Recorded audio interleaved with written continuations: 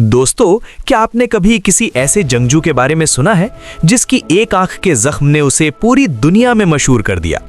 ये कहानी है अफ्रीका के मासाई मारा के उस बादशाह की जिसकी दहाड़ से कानून लिखा जाता था, द लेजेंडरी स्कारफेस। साल 2011 में मासाई मारा के मैदानों में 4 बंजारे शेर नमूदार हुए।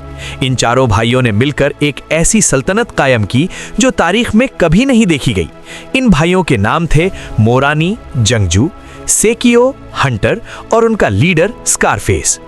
आप सोच रहे होंगे कि इसे स्कारफेस क्यों कहा जाता है।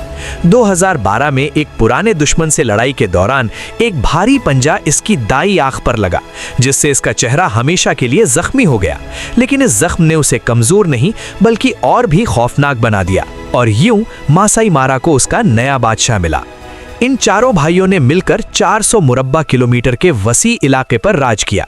इन्होंने न सिर्फ शेरों के दूसरे ग्रोहों यानी प्राइड्स को हराया दिया, बल्कि 400 से ज्यादा लकड़भग्गों को भी उनकी औकात याद दिलाई।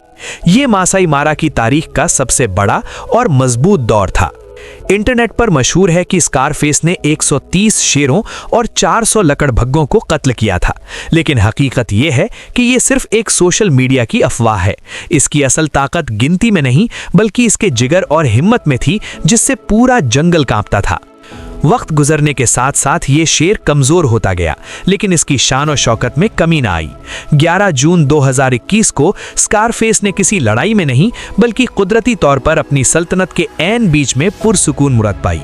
वो अपनी औलादों और अपनी दास्तानों की शक्ल में आज भी जिंदा है। स्कारफेस मरकर भी अमर हो गया, क्योंकि बादशाह कभी नहीं मरते, वो सिर्फ अपनी दहाड़ बदल लेते हैं। अगर आपको इस अजीम शेर की कहानी पसंद आई तो वीडियो को लाइक करें और कमेंट्स में किंग स्कारफेस जरूर लिखें।